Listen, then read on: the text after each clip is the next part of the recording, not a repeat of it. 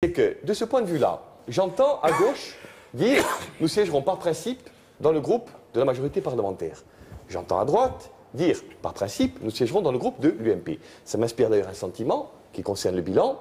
Je me demande comment le bilan pourrait être meilleur de 2012 à 2017, alors même que de 2002 à 2012, ce sont les amis politiques de Camille de Rocazert qui avaient le pouvoir partout. Et vous, vous siégerez où alors ? Alors, je vous réponds, puisque vous me taquinez. Nous proposerons, compte tenu du rapport privilégié que nous avons avec Europe Écologie, un accord politique, dont nous verrons en 8 ou 10 points s'il est accepté. Et s'il est accepté, c'est avec plaisir que je siégerai de ce côté-là. Ça me paraît très clair.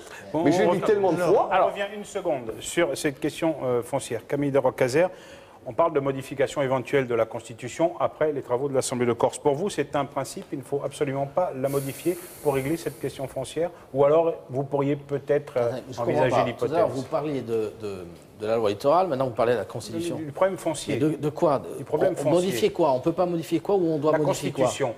Pour l'instant, l'Assemblée de Corse va travailler sur un certain nombre de projets. Mais je suis très clair. Je crois que vous y participez. Oui, mais je l'ai déjà dit plusieurs fois. Le groupe y va. Je ne suis pas quelqu'un qui serait hostile à la révision à la réforme constitutionnelle au cas où ça soit pour porter un projet que j'aurais validé en Corse. La Constitution, c'est la boîte qui permet à un moment donné d'ouvrir les perspectives. C'est-à-dire que si vous faites une réforme constitutionnelle, c'est pour ouvrir quoi?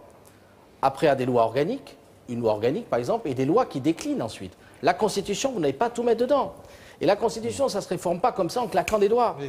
Moi, j'ai permis de la réforme constitutionnelle parce que j'ai utilisé un véhicule législatif qui était la réforme constitutionnelle pour introduire avec d'autres parlementaires dans la Constitution les langues régionales. Oui. Voilà, les langues régionales. Si on doit modifier l'article 73, 72, 73, 74, eh bien, on verra. Mais il faut lui donner du contenu avant de dire la réforme. Je suis ouvert à la réforme. Non, je voudrais réagir aussi. Là-dessus, d'un mot, si vous permettez, sur ce problème de la réforme constitutionnelle.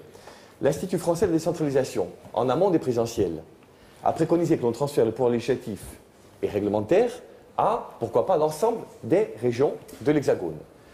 Les deux principaux candidats à l'élection présidentielle ont dit l'un et l'autre qu'il fallait réfléchir à une territorialisation, d'une part, du produit fiscal. Ah oui.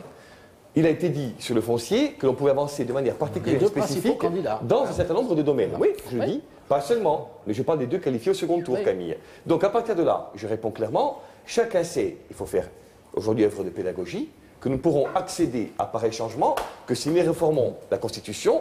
Et d'ailleurs, la question des 3/5e est tellement régulièrement posée, car la Constitution de la Ve République a déjà été modifiée des dizaines de fois, que je ne vois pas en quoi ça paraît un exploit si impossible à accomplir. Alors, Bernard Angelini, qui n'a pas eu la parole, on va l'entendre sur ce problème du foncier, de l'accès. Bien sûr. Le foncier, avant tout, c'est la lutte contre la spéculation immobilière. Il faut que les arrêtés MIO soient maintenus. Parce que sinon, les Corses vont se retrouver à être dépossédés de leurs terres. Ça ne va pas suffire. Ils vont se retrouver à être dépossédés de leurs terres. Ce qui va se passer, c'est qui va pouvoir rembourser, alors que des jeunes ont reçu de leurs parents, qui ont travaillé toute leur vie, des biens immobiliers qu'ils ne pourront pas conserver. Si les arrêtés MIO sont supprimés, ils ne pourront pas les conserver tout simplement parce qu'ils ne pourront pas rembourser les droits de succession. Ça va être impossible. Qui va pouvoir acheter ces terrains? Les personnes qui ont des fonds importants, à savoir les mafieux, parce qu'il ne faut pas le cacher, ça non plus, ceux qui détiennent les pétrodollars, Qataris, etc., etc., et qu'est-ce qui risque de devenir demain, de se passer demain? La Corse risque de devenir un Las Vegas flottant. Alors ça, moi, je m'y oppose formellement. D'autre part, c'est bien, on discute, le débat est très, très technique. OK. Mais surtout brouillon. Mais très technique, très technique. Et moi, je me demande, et les personnes, quand je les rencontre, de quoi me parlent-elles? Elles me parlent de la précarité. Elles me parlent du pouvoir d'achat. Elles me parlent du fait que malheureusement, de plus en plus, elles ne se sentent pas chez elles, parce que les valeurs disparaissent, parce qu'elles voient des montées de communautarisme. Oui, je suis désolé, il y a des montées de communautarisme. Elles voient ça, et qu'est-ce qu'elles demandent? Qu'on fasse quelque chose pour ça. Qui propose quelque chose? Nous proposons quelque chose. Nous sommes la seule force politique d'opposition face à l'UMP, face au PS, à proposer des choses claires et nettes. Camille de Rocazère et M. Tonin après. Oui, pour préciser les choses. Sur le problème foncier, on a à peu près, même si on arrive par des voies différentes, il y a un constat, et puis il peut y avoir des solutions qui permettent de réguler les marchés sans aller jusqu'à certaines propositions qui viennent d'être faites, mais on peut avoir au moins un constat commun là-dessus. Mais sur le foncier, il n'y a pas que le problème de l'immobilier, il n'y a pas que le problème de l'urbanisation, il y a le problème, et on le voit en ce moment sur certaines affaires. Je le dis, moi qui me suis énormément investi sur la problématique agricole. J'ai défendu et sauvé le lycée de Sartène. Je me suis battu pour des crédits, je me suis battu pour remettre de l'ordre et des financements dans l'agriculture, je me suis battu donc pour la formation. Il restera le problème de la terre. Le problème de cette terre, des usages sur cette terre, le problème d'éviter des conflits ancestraux chez nous, il faudra se mettre tout ça sur la table, entre le respect du droit de propriétaire, mais la mise en production de la terre. Et souvent, ce n'est pas le propriétaire qui met en production la terre, il faudra donc trouver cet équilibre. Je suis prêt à aller très loin, même sur la voie législative, j'ai déjà réfléchi, mais je pense qu'avant d'aller très loin sur une voie législative, il faut d'abord que nous soyons d'accord entre nous. Il faut poser les problèmes pour ne plus diviser les Corses davantage. Il faut rassembler et après nous déciderons. Nous employons, nous, à l'exécutif, maintenant, avec la commission Chaumont. Je vais certainement en blesser quelques-uns. Pas trop de succès. Ça va paraître peut-être surprenant ce que je vais vous dire, mais nous considérons au vote blanc, et c'est ma position également, que ce n'est pas aux hommes du pouvoir d'écrire les règles du pouvoir. Je peux vous poser une question? Oui. En 10 secondes. Je ne comprends pas pourquoi vous êtes candidat. J'ai répondu. Mais pourquoi le vote blanc? Parce que... À la présidentielle ou législative? Vous êtes candidat pour que les gens ne votent pas pour vous? Voilà, exactement. Non, pas du tout. Non. Je suis un représentant. Je suis un représentant. De qui? Du vote blanc? Valider un jour le vote blanc. Du vote blanc. Ce que vous voulez, c'est que le vote blanc se prenne en compte dans les décomptes, etc. Si vous voulez. Alors, monsieur Angelini, je vais vous répondre. C'est uniquement pour ça que vous êtes candidat? Pour le vote blanc? Non, pas uniquement. Non. Alors, il faut qu'on soit très bon pour diminuer le vote blanc, parce que sinon il aura un... Je vais vous répondre. Sinon, M. Tonnerre va nous battre tous. Je vais vous répondre précisément. Aujourd'hui, si on totalise les abstentionnistes, les votes blancs et les votes nuls, à la dernière présidentielle, le président Hollande a été élu avec 39% des inscrits. Attention, je n'ai pas dit exprimés, des inscrits. Donc il n'a pas de légitimité. Donc, votre idée, c'est que le vote blanc devienne un vote politique à part entière. Exactement. Pourquoi le vote blanc? Vous êtes pour le vote obligatoire ou pas? Pourquoi pas? Ah. Bon. Mais alors attention, si on parle du vote obligatoire, je voudrais finir, s'il vous plaît. J'ai pas dit que ce soit un problème. Vous irez boire un café avec un Christophe Angelini si ça l'intéresse. Si on parle du vote obligatoire, à ce moment-là, il faut dire aux maires, ceux qui détiennent la clé des 500 signatures, qu'ils ne s'abstiennent pas. Parce que jusqu'à preuve du contraire... Non, je n'ai pas fini, M. Alberti. Jusqu'à preuve du contraire, les maires ne sont pas élus avec des abstentions. Je sais que nos noms se ressemblent, mais on a des physiques assez différents. Répondez à nos amis journalistes. Non, mais c'est à lui que je parle. Non, monsieur Albert, je voudrais dire quelque chose. Mais très vite. Mais comme les autres, c'est dommage qu'on n'ait pas le même temps de parole.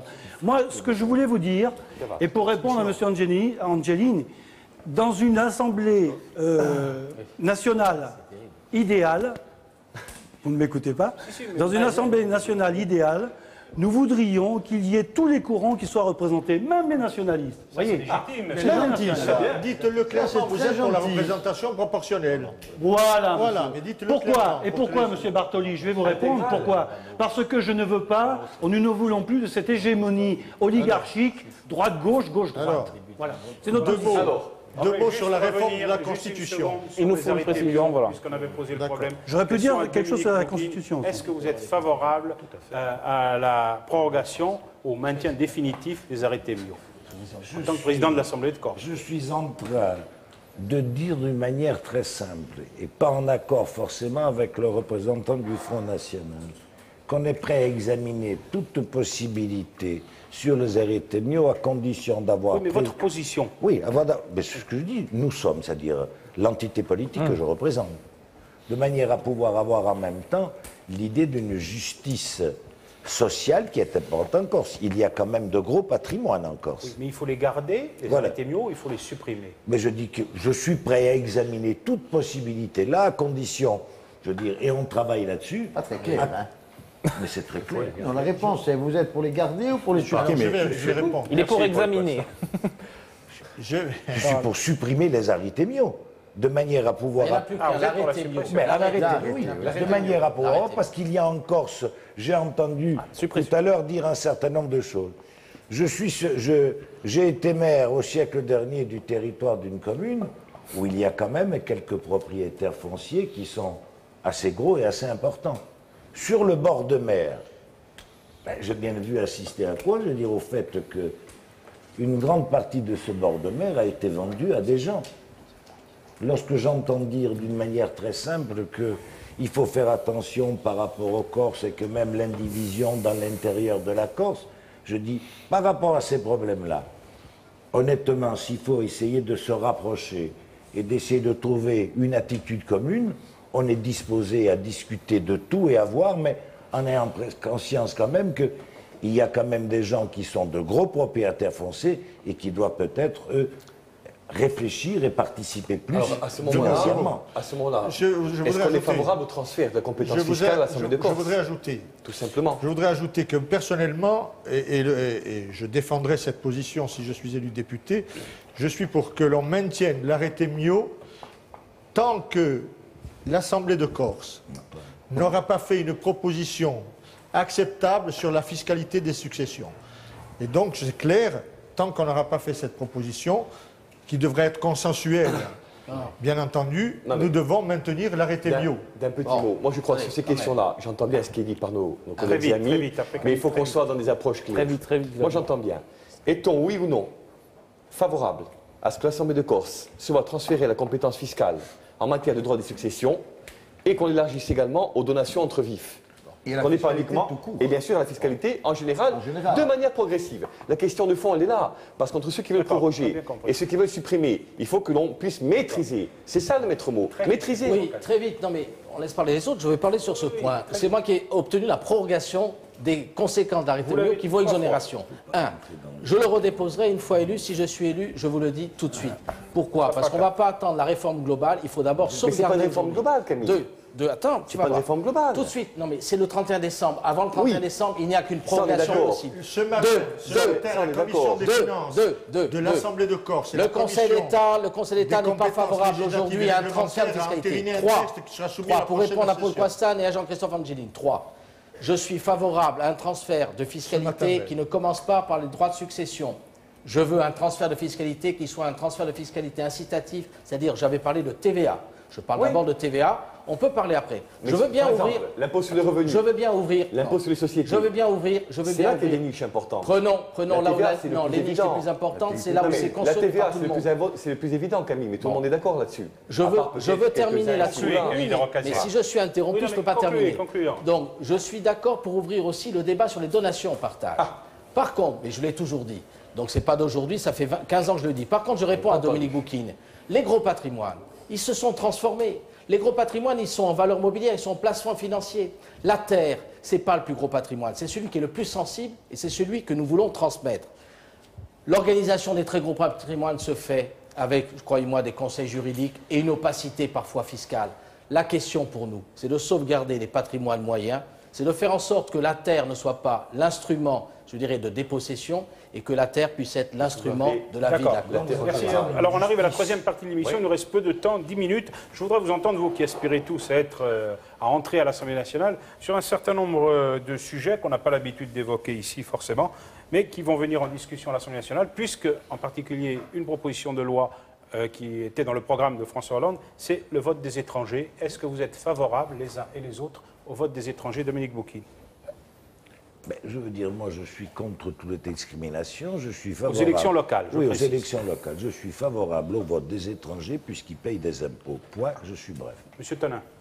Alors, moi, je dis que c'est pas... Parce qu'on a l'habitude d'entendre les hommes politiques de dire « je vais faire ci, je vais faire là, j'ai décidé, etc. » Moi, je dis qu'il faut faire un référendum et demander au peuple français s'ils sont favorables à ce que les étrangers votent, tout simplement. Et vous? Moi? Vous, personnellement? Non. Paul-Marie Barthes. Alors, si je suis élu député, je ne ferai pas comme mon collègue et ami Camille de Rocasser, de dire amen à tout ce que dit le gouvernement, de voter les textes. Moi, je me suis toujours affranchi.